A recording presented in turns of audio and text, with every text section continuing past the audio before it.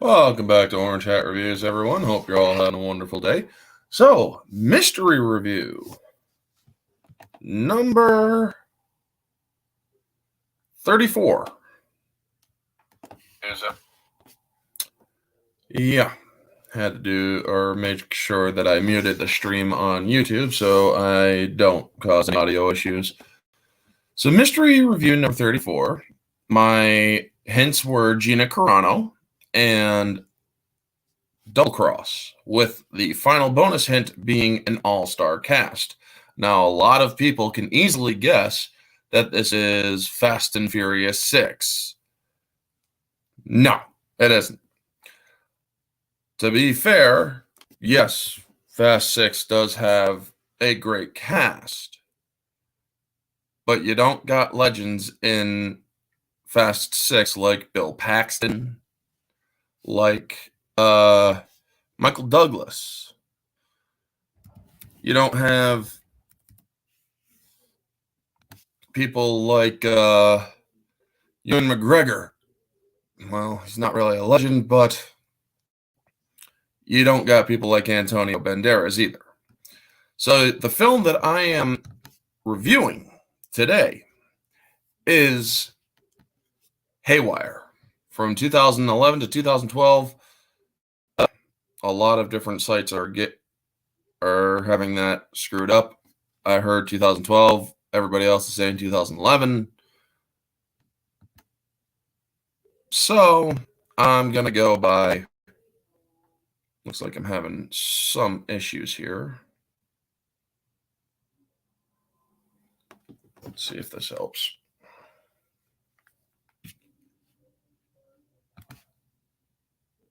There we go. And there.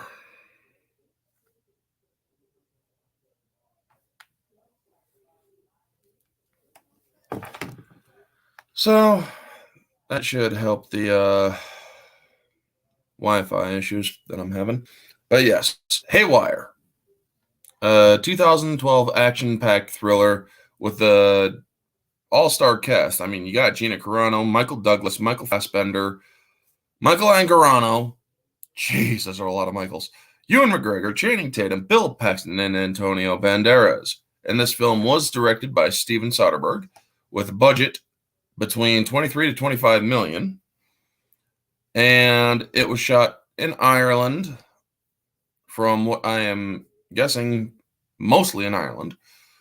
This movie tells an action-packed tale of betrayal and revenge, which, honestly, it was done well. So Gina Carano plays a character named Mallory Kane. She's a black ops agent for a U.S. government security contractor. After completing a mission, she's double-crossed and left for dead by someone in her own agency. She has to fight her way through skilled assassins to find the truth of who betrayed her. Now, one of the things I do like is that this movie starts in upstate New York.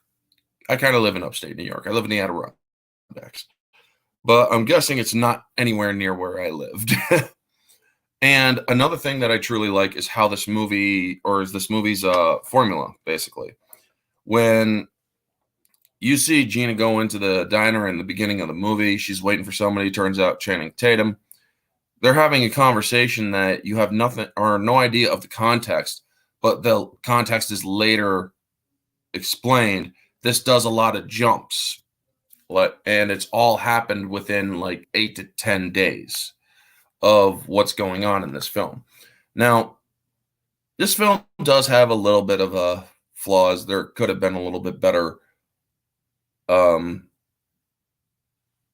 delivery, or rather writing. However, this movie is very freaking solid. Gina Carano does a great job in this movie. This is freaking like 10 years ago, this movie. But she still does a great job in this movie, even though this is her second movie. So the scene, she goes into a diner, she has a coffee, and Channing Tatum gets coffee, and as soon as he starts sipping it, he throws the hot coffee in her face, then takes something that's glass from the table and smashes it against her head. The fight scenes in this movie are brutal, and they are very well done. One thing that I do like is that they actually cut out the music. There's no music at all when the fight starts, and you're basically getting the full visceral experience of the fight. You don't hear music when there's a fight going on in real life, so they wanted to make it as real and visceral as possible, and they did a wonderful job doing that. Steven Soderbergh directed this movie. It's like this is a movie that I can get behind. This is a movie that I can really like, and I just love how it is extremely brutal. And yes, Gina is a female character, but she's not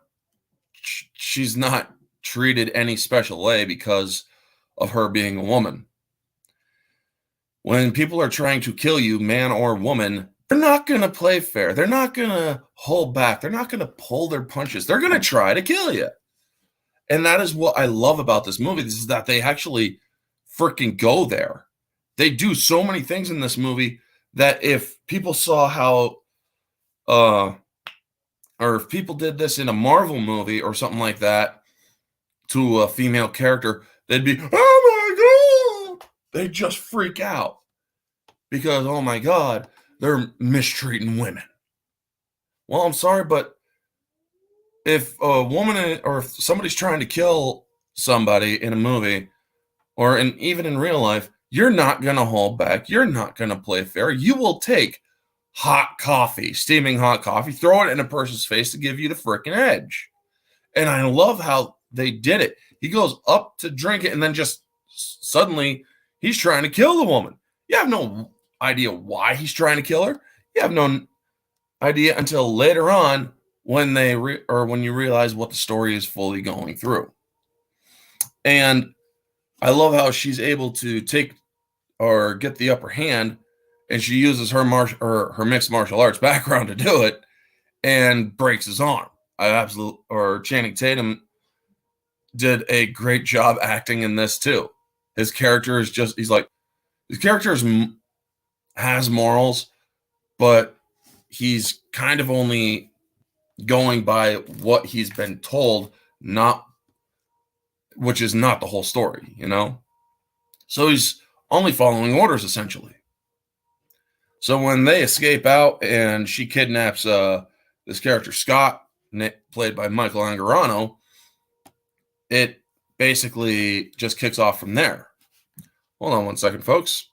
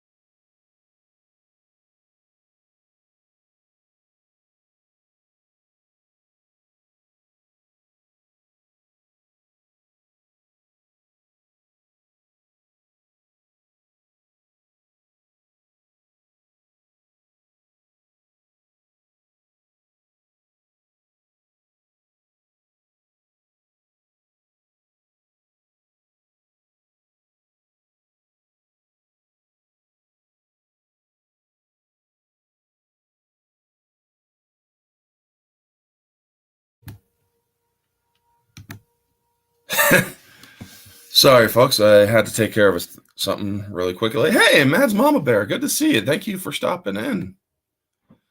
So yes, I am reviewing Haywire, the night or 2012 Gina Carano movie. But yes, am I muted? I shouldn't be.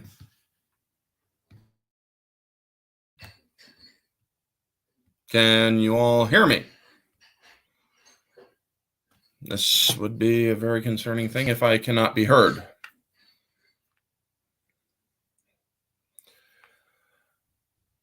Hold on one moment. I am going to mute myself.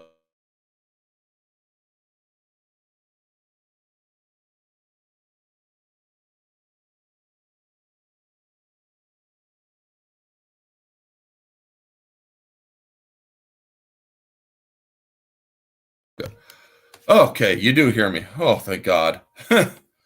I was about to seriously freak out if people couldn't hear me. But yes, I'm reviewing Haywire and clicking back and forth between the talking points. But yes, the fight between Channing Tatum and in the diner. Yeah, sorry about that. I had to take care of something off screen. So yes, I had to mute myself there. But yes, the fight between Channing Tatum and Gina Carano, it's short, it's visceral, it's brutal, it's a fight, but there's no music, which is actually a good addition, because when you're seeing a very down to earth grab and smack fight, it just really helps the scene, especially if you're trying to tell a story that's not way up there in the wow factor, you know? So she gets Michael Angarano into the car, and she drives, and she's like, I need you to do medical, or put some gauze over my arm, wrap it up, tape it up, and whatnot. And then she starts telling him what's going on, because, well, she did, or at least she has manners. She's telling him, yeah, I know I'm kind of just really inconvenienced your life, but here's why. So they go and they tell the story about what's going on, the Barcelona mission, because they mentioned Barcelona and Dublin in the fight, or just before the fight happens with Channing Tatum. So now you're getting the context. The movie provides the context. This way of storytelling, where they jump back and forth between now and the past, it's very hard to pull off, especially if you don't have a set timeline or a way to timestamp the events. That is something that they do kind of well in this, but not really. They explain that this movie takes place over a few days, like 8 to 10 at the most. And it's a story that just basically has Gina Carano play super spy. Also, it's essentially a black ops kind of movie. They go in, or the trip to Barcelona has her go in, where she meets Channing Tatum for the first time, and they're doing the reconnaissance, getting the info that they need to rescue a guy. You know that Michael Douglas is the one who is hiring for this thing. Also, Ewan McGregor is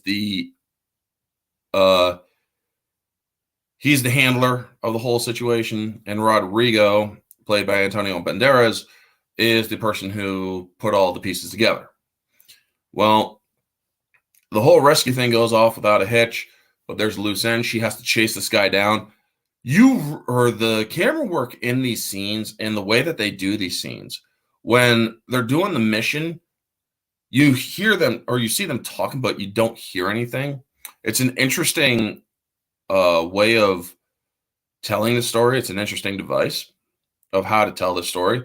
You're not getting any of the tedious talk of what a mission does. You just see them go in, and until the mission slightly goes sideways, that's when the noise picks up, and then you also get the music. So then you see, but in every fight scene, there's no music. So when she catches up to the guy, the music that of him or of her chasing him dies off, And then she catches up to the guy, beats the crap out of him, drops a freaking doorway gate on him. And he's like, oh my God, and he flips her off. And she just flips him right off, right back as she places a call. I mean, Gina Carano's acting in this, it's funny, but it's also very well done. She is truly enjoyable to watch in this movie. So then when the mission is done, well, her and Channing Tatum, they kind of just go at it or not a real sex scene. It's the beginning of a sex scene that doesn't show you what happens, you know? She starts undoing his pants, they start kissing, and then they cut off.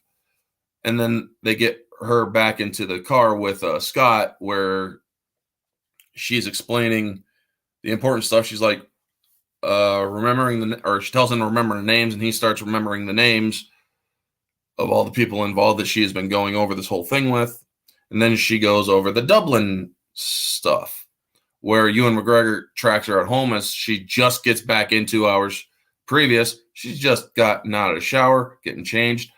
He wants her to go right back into the fray to go to Dublin to do another mission. And it's like, are you freaking serious? But she does it. And she meets up with Michael Fassbender, who's part of MI6.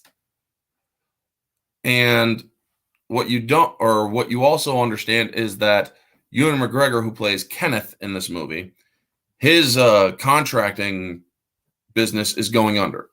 And she doesn't care because she's getting out, so she's not down with the sinking ship, you know? So, well, now, during this mission with Fassbender, there's this guy called Studer that they have to talk to, find out what's going on. They're a power couple, Fassbender and her. She plays the role pretty well, and as does he. They're playing the spy role, where they're a power couple. And they're just meeting face to face, and automatically they're kissing because in a public area, they're seen as the power couple. And it's really done well.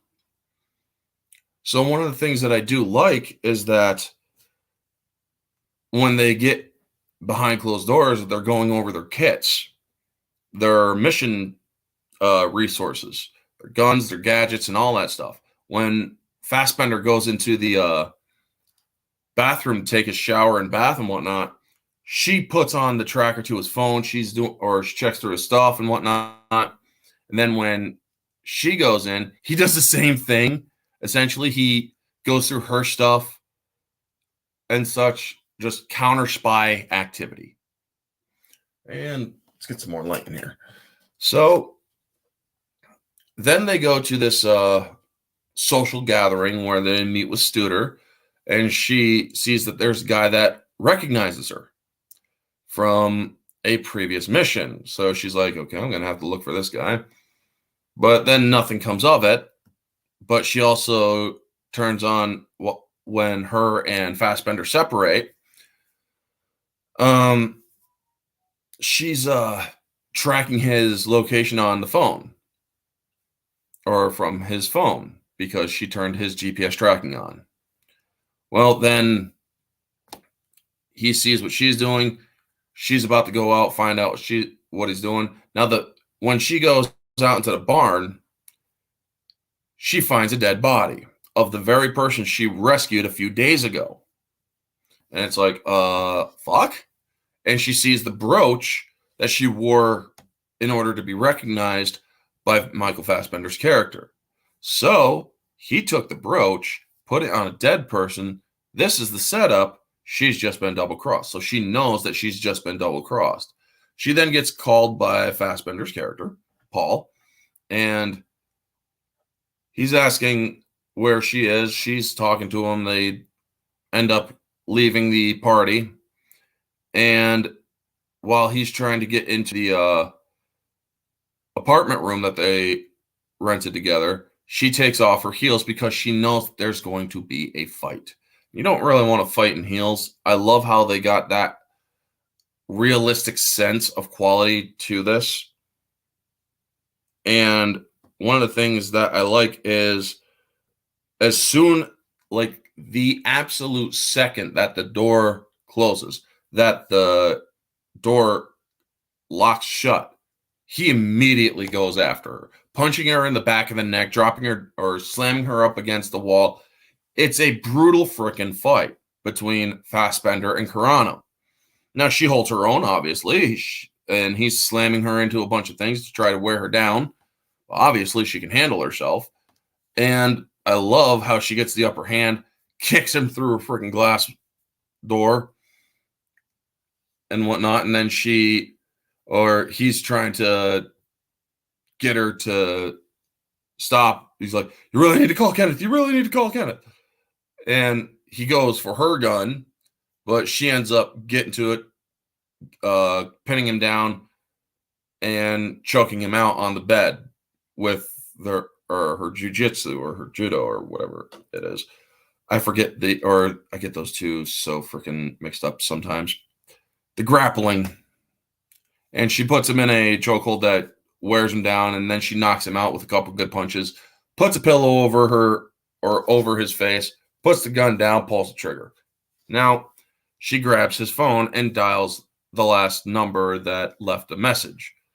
And it's Kenneth, Ewan McGregor's voice. And he's like, well, how is the divorce final? No reply. And then he suddenly realizes it's Mallory. He's like, Mallory. And so she hangs up, and he knows he's in a deep shit right now. So now she has to check out of the place. She checks out. There's a guy across the street tailing her as she's walking away. And so you get this nice idea as she's walking that she's going to do whatever she has to in order to get away from any pursuit. However, she's taken her backpack full of stuff. What she doesn't realize is that she's been low-jacked. So then she tosses the phone that she took from Fassbender's character, Paul, and she's running away from the guy that's trailing her, but they're still tailing her, and she notices, so she goes in, buys a prepaid phone, gets off, or that's off the grid burner, and then she hears sirens, and so she rightfully assumes they're still tracking me. So she goes through her backpack, and she feels a lump, cuts it out. It's a tracker. So now she has to run from the police in Dublin, and these police are tracking her down. She gets to a fight with them. The fight scenes, how she handles the fight scenes and how the fight scenes are handled are so well done. They don't have music. But another thing that I do like is when she's evading capture in the final stretch of getting unnoticed, she falls and she hurts herself pretty bad from a fall to where she has to basically kind of walk very stiffly. And I love that because, she is a special black ops agent sort of person. But this movie does a good job in showing that she's not perfect either. It shows that she could be blindsided. It shows that she could be taken by surprise. And it also shows that she can be hurt and have to keep moving, but not betray the fact that she is actually hurt, So when she evades capture and whatnot and gets out of the area. Oh, hold on. People call it the worst times. Anyway, yes. So when she evades capture and they're back with the car with Scott and Gina where she's driving, and he's like, so this is really going on? And he's like, well, yeah, I got home and whatnot. So before that, she does call Rodrigo saying, thank you for helping me out and whatnot, but I do want to ask a question. Was it you or was it Kenneth that burned me? And it's like, he doesn't react, so she hangs up. And then he calls Michael Douglas's character. Now, Michael Douglas is the one that is the part of the government thing. He's part of the government, and he ends up calling her using a trace or a back trace from the phone that he just got a call from. So he calls her. She asks for help because she knows that she's been burned and whatnot. And he's like, okay, well, I will help you out, but you're going to have to, or I'm going to set you up with a meet with her, or with the guy that betrayed you. So then we realize that instead of Kenneth going to meet her, it was Aaron that went to meet her, Channing Tatum's character. Now, catching into the or catching up onto the, or almost to the full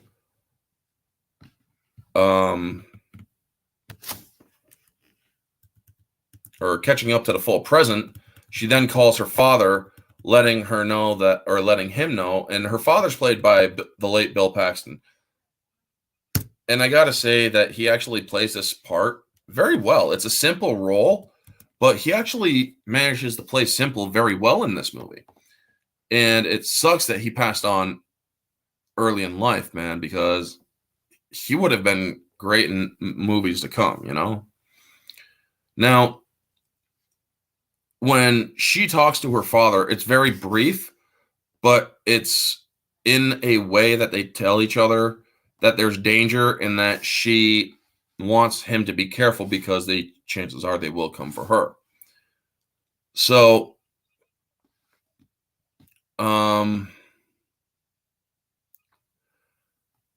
back to the present with Scott, they're all caught up. She's now hunting Kenneth because Kenneth is trying to kill her. And as they're driving, there's a road check. Well, or a roadblock and whatnot. So she turns around and one of the cops is chasing after her, state trooper. And so she drives off road through the woods and they end up evading the cops, but a deer smacks into the back end of their car. She's driving backwards and it's like, oh shit, you know? So she gets apprehended, and so does Scott, the guy that she dragged into the whole mess. Well, then she overhears the radio chatter that has says that drop her off in this area because the feds are going to pick her up and whatnot. And so she's like, I don't want to tell you guys how to do your jobs, but just these people that are coming to pick me up aren't feds. They're going to kill me. And they're going to kill an innocent civilian if you don't listen to what I'm trying to tell you. Well, the cops don't want to hear it, and they end up paying the price for it. Well, it's like, she kind of did tell you what's going on. And so she manages to escape the people that are trying to kill her there and takes Scott too. And so she tells them, I'm going to give you, or tells Scott after she's driving away in a police vehicle, I'm going to give you a number to call. And I want you to tell him and the police everything that I told you. And you should be okay. Well, she then cuts to New Mexico. But just before that, you also have Ewan McGregor talking to Michael Douglas. And he's like, you played this all wrong.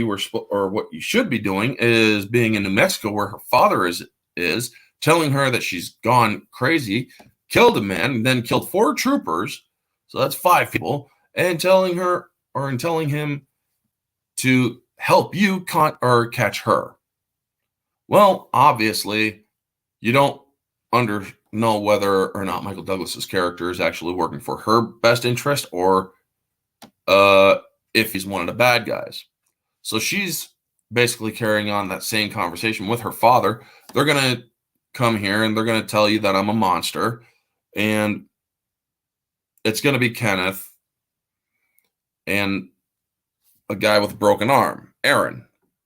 And so just keep him talking.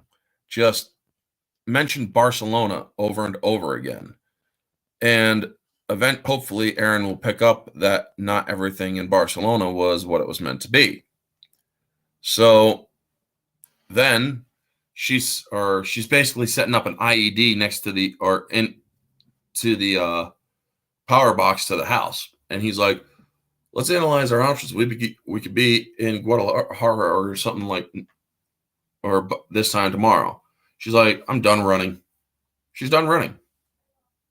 Now, this movie is very fast paced. It's only 92 minutes long, but it's paced to it's a fast paced movie, and it does make you kind of want more out of it. That's the only real gripe, is that it's so freaking fast paced, but it does a good job at getting the point across and telling the story. So once they get there, Kenneth is telling Bill Paxton's character, her father, exactly what it is or exactly what she told him they would tell him. And he's playing the dutiful father. He's like, "Well, she was a Marine. If she's doing something, it's not without reason." And he's like, and they're trying to tell her that she's not a Marine, she's a terrorist now. And he's like, "I'm having a hard time believing this stuff." And he's like, "Well, did she contact you?" "Yeah, 10 days ago, saying that she was going to Barcelona and that there was something important going on there for her." Hold on one second, folks.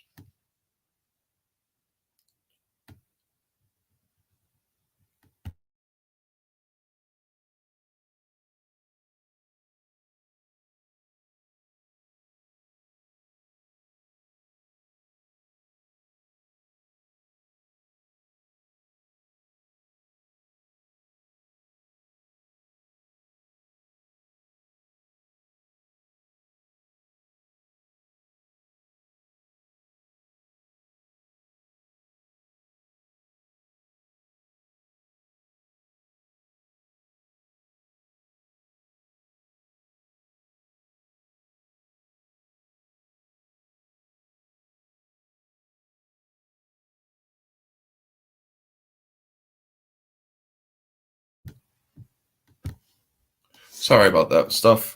Folks, family stuff is going on right now too.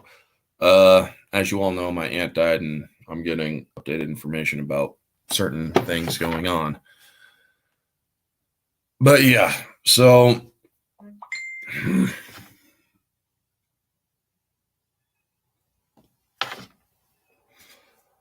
and so where was I? Right. She then calls the house, and he's like, or they go to track the call, and she's like, "You want to tell me why you sold me out?" All right, hold on, folks. I gotta tell this person that I'm busy.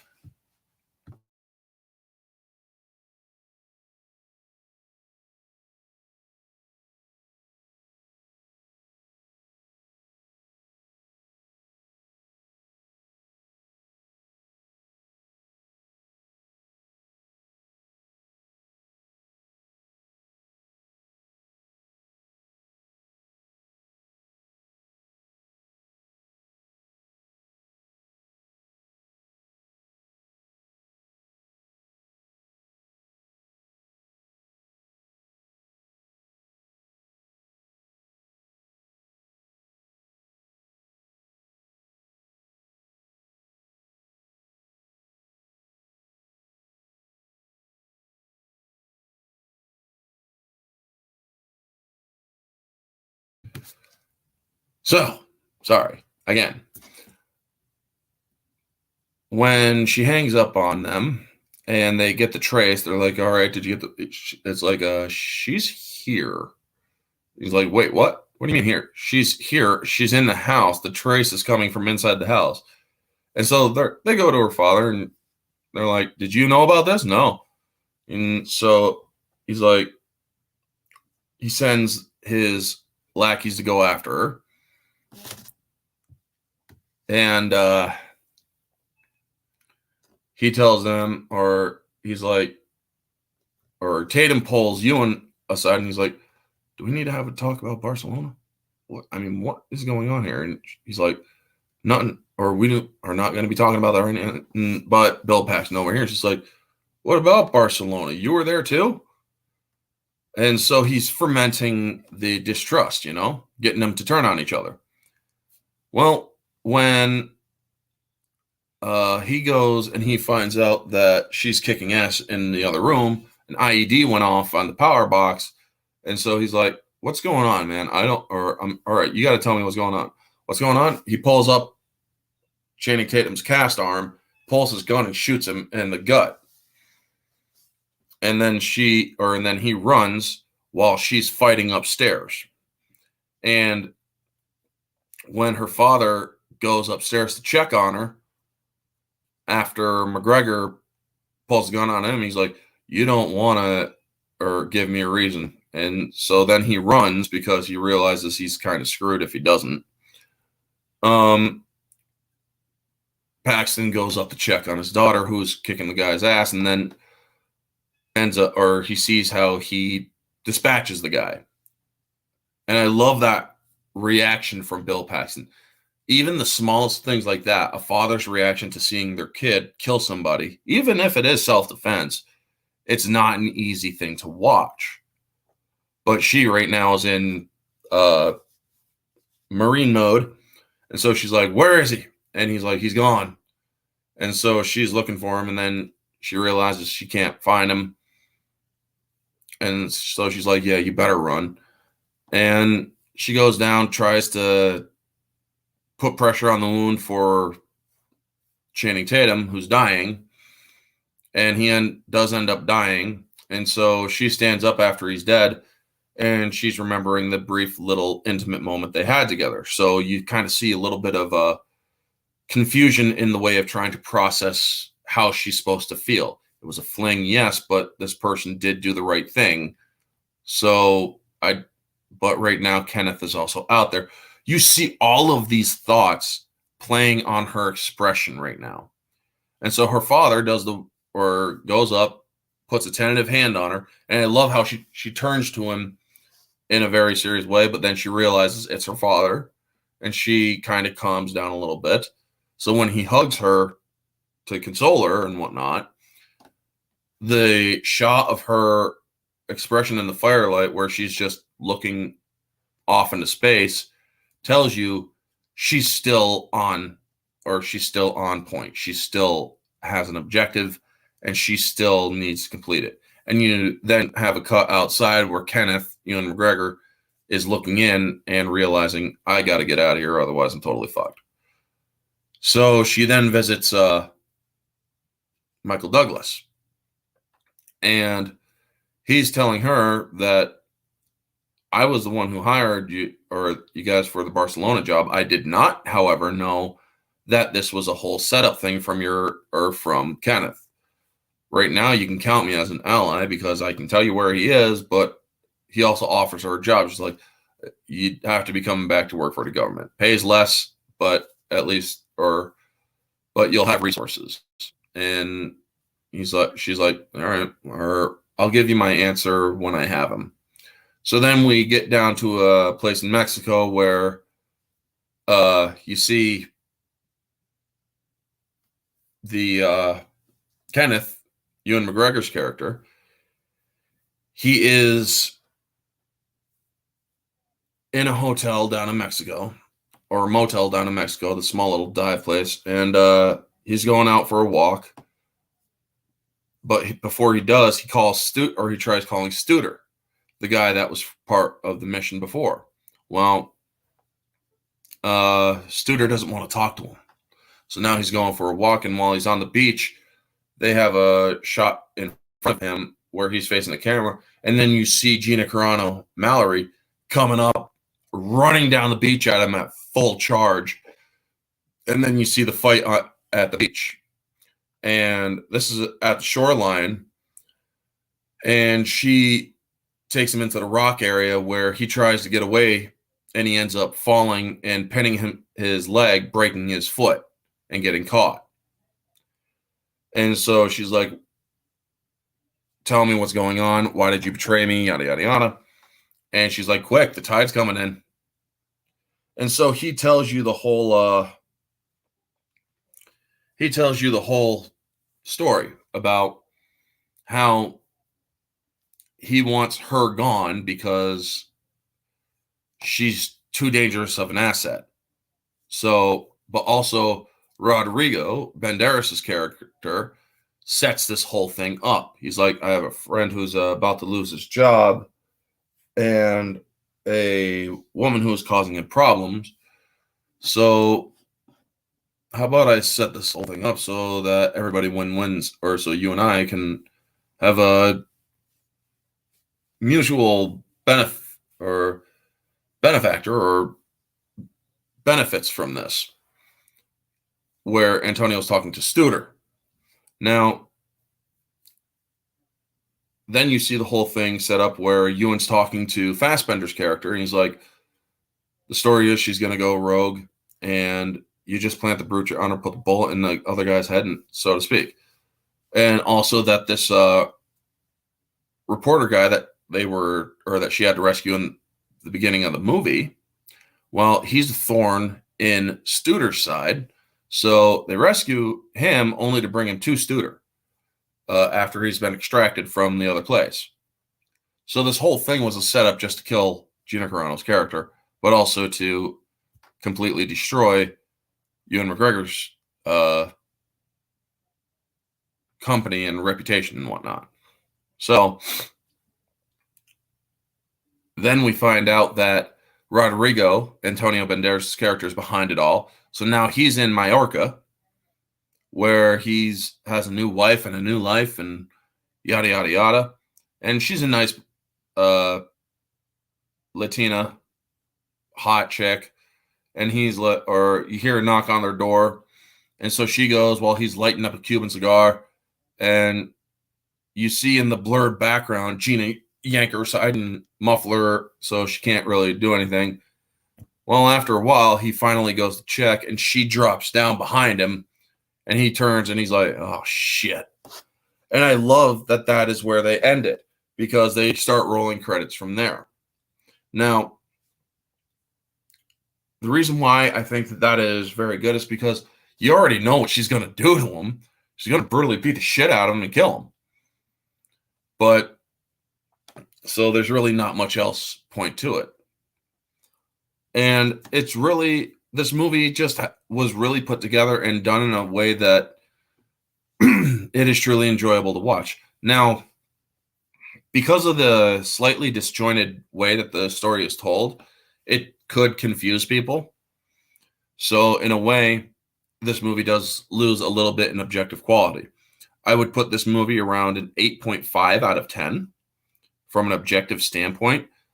There are great shots. I mean, even the digital deer that smacks into the back end of the window, that the deer just looks totally fake.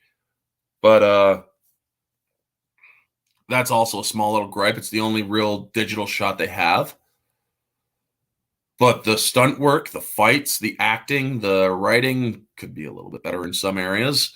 But for the most part, all of it is very well done. You have an all-star cast who know how to act, and it's just really done well. I mean, I miss Bill Paxton movies. I like watching movies that Bill Paxton is in. Aliens, freaking Twister, so many other movies like Hatfield and McCoy's. He played a great character in that one too. It's just sucks that he has been taken back in, like, I think 2014, where he died. And it just really sucks that he's gone, because he did a great job in this movie, and it just really sucks that he is gone. But everybody else, you just know that the rest of this cast is done very well. You have Michael Fassbender, who's a great actor, Michael Douglas. The cast was amazing in this film. The scoring and the music, how they did it, where there wasn't music during the fights, it was really well put together. And I think that this movie does a really good job at that. So, as for the scores, objectively, yeah, it is a 8.5 out of 10. Subjectively, in moviegoer, it's 10 out of 10. I really enjoyed this film. I think that people will enjoy this film if they watch it as a general moviegoer. It's action-packed. The fights are brutal. And you really do have a good handle on the story. So anyway, folks, thank you to Mads Mama Bear for showing up for this stream. and anyone else who may have been watching. Sorry for having to go off camera for a couple times. It was family stuff that I had to deal with. And I'm going to possibly move my streams for mystery reviews. They're going to stay on Tuesdays, but I'm most likely going to put them at 9 p.m. or a little later in the afternoon, and probably around 3 or no, actually, yeah, 9 p.m. would probably be best, because that way I'm not cross streaming with Odin from OMB Reviews, because I am a patron to his channel. But yes, I'm probably going to change the time to get a little bit more, because as I am very thankful for the people who do watch, noontime is not really the best time to do a stream because the view count is quite low. But I am very appreciative as to those who do show up, like Mads today. Thank you very much, Mads. I love you, woman. But yes, I am going to possibly move them into the evening so that I could possibly have a better view count. Anyway, folks, that is going to lead to the hints for the next film that I will be doing next week, which the hints for the next movie are, in quotes, Evil and Innocence and Tennessee. So if you know the movie, do not spoil it in the comment section. DM me on Twitter, because I will be leaving the hints on Twitter. Make sure you turn your notifications on for my channel, as well as if you follow me on Twitter, please turn on the notifications for when I tweet and stuff, because it seems that I am heavily shadow banned on Twitter. So thank you so much for those who've shown up for this one. It's a smaller movie review because it's only 90 minutes long, so there's not really much to go through. This movie is one of Gina Carano's best movies, in my opinion. And I really think that she is a talented actress, and I hope for her to have a lot more success down the road, because we all know the crap that she went through from Disney. So I'm glad that she's managed to keep a level head and continues to take the higher road. Anyway, folks, that is going to be the video. Thank you again to Mads for sticking in the chat, and anyone else who is watching. Chances are my friend from Twitter, Nokomo Girl, Trela, is watching. So for some weird reason, her comments are not showing up. But anyway, folks, that's going to be it for streams this week. I'm still trying to pull a panel together for the Tolkien movies, the extended editions of Hobbit and Lord of the Rings, and possibly a 7th movie. So yes, I will get back to you all on when those are going to be going, when they're able to go. So thank you so much, folks, for tuning in. This has been Orange Hat Reviews. Always remember, stay humble.